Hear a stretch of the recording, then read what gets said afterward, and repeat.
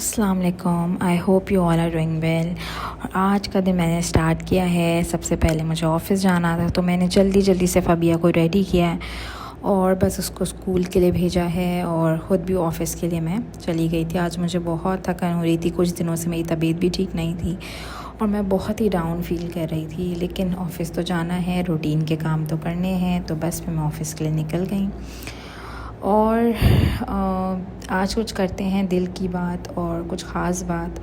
Women's day चल रहा है और वुमेंस डे की कुछ लोगों ने सेलिब्रेशंस भी की हैं, कुछ ने नहीं भी की है।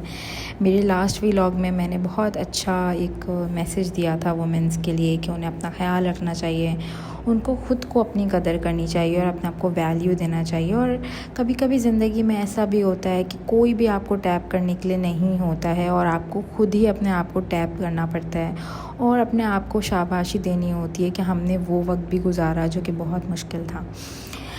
एक और बात मैं आप सबसे करना चाहूँगी वुमेंस डे के हवाले से भी। वो तमाम मेरी बहनें, बच्चियाँ और वो तमाम औरतें, एक बात ये कहना चाहूँगी कि जब भी मैं इतनी बड़ी तो नहीं हूँ कि मैं अभी इस लेवल पे कि मैं कोई भी बात इस तरह की कर सकूँ, बट एक ऑनेस्ट मशवरा, एक चीज़ जो मैंने अपनी ज़िंदगी से सीखा है और अपने इर्द गिर्द के लोगों से सीखा है वो ये है कि अपनी बच्चियों को आप, ये तो बहुत ज़्यादा कॉमन एक चीज़ हो गई है कि अपनी बच्चियों को आप फाइनेंशियली स्टेबल, वो कहते हैं ना, कोई अच्छी बात कहना भी सदका जारिया होता है, तो हो सकता है मेरी बात से किसी के लिए कुछ बेहतरी हो जाए। तो बस अपनी बात को मैं शेयर कर रही हूँ कि हम बहुत ज़्यादा फोकस करते हैं कि बच्चियों को आजकल फाइनेंशियली स्टेबल बनाएं। अगर आप में से कोई भी ड्रामा वगैरह देखता है तो एक बहुत ही अच्छा ड्रामा आजकल जो ऑन एयर था वो था पामाल, जिसमें वो दिखाते हैं कि उस लड़की को इतना बाउंड कर दिया था और उसको कभी भी ज़िंदगी में आगे करियर पे उसने नहीं फोकस किया, जॉब्स नहीं करने दी और रिस्ट्रिक्टेड रखा। लेकिन जब उस पर मुसीबत पड़ी तो इंसान को निकलना पड़ता है और अपने लिए करना पड़ता है, अदरवाइज़ आपके लिए, आपके बच्चों के लिए और बहुत मुश्किलात हो जाती हैं।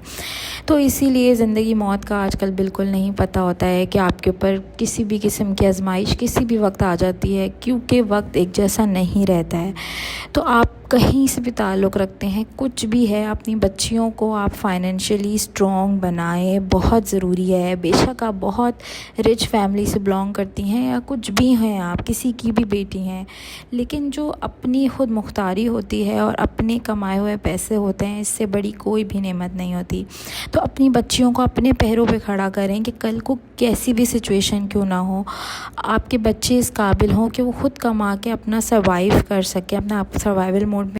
एक चीज़ जो मैं और ऐड करना चाहूँगी जो कि बहुत ही ज़रूरी है वो है कि अपनी बच्चियों को, और ना सिर्फ बच्चियाँ, आज का अपनी बेटियाँ और बेटे दोनों ही बराबर हैं, अपने दोनों बच्चों को आप ये भी सिखाएं कि वो इमोशनली अपने आप को कैसे स्टेबल कर सकते हैं।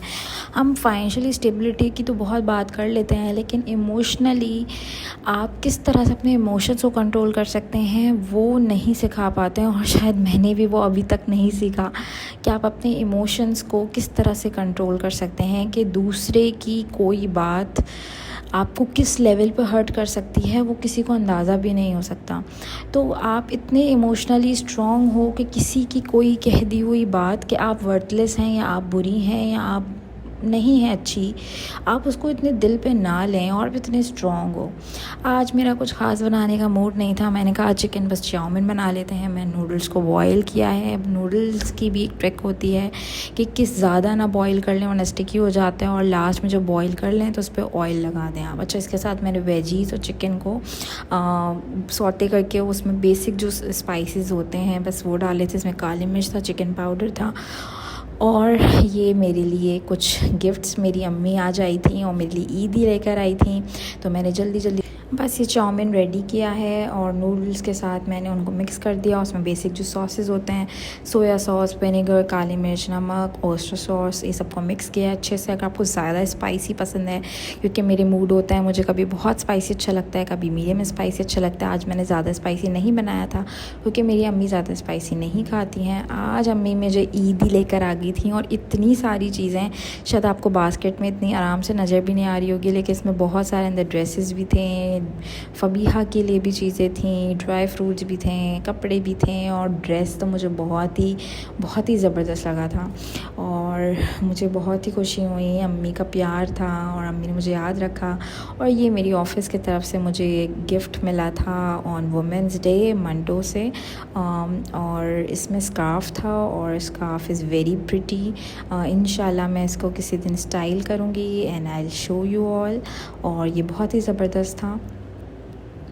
इसकी पैकेजिंग भी बहुत अच्छी थी और इसमें कुछ नोट्स थे फ्रॉम के इलेक्ट्रिक और मंटो की तरफ से, तो वो भी बहुत अच्छा था। मंटो की मैंने पहले भी एक कुर्ती ली थी। I personally love the fabric and the design और इट्स वेरी प्रिटी। तो आप लोग भी अगर चाहें तो मंटो से आप कोई चीज़ें ले सकते हैं। इनका फैब्रिक, इनके प्रिंट्स, इनके कट्स और बहुत ही स्टाइलिश और ट्रेंडी होते हैं। The scarf, the print is very very pretty. और ये देखें,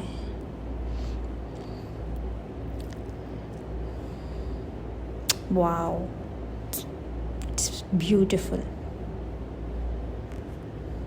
अच्छा, ये बहुत सारे टॉप्स के साथ बड़ा अच्छा लगता है। अगर आपके प्लेन टॉप वगैरह हैं तो उनके साथ बड़ा स्मार्ट लगता है। ये थोड़ी सी मैं ईदी भी दिखा दूँ। इसमें कुछ मिल्क के पैक्स थे, सवैयाँ वगैरह, चीनी, ड्राई फ्रूट्स के पैकेट्स थे। और सिर्फ यही नहीं, इसके साथ साथ मिठाइयाँ भी लाई थी, वो भी रखी हुई थी, और भी चीज़ें थी वो भी थी। फ़बिया के लिए बैग था।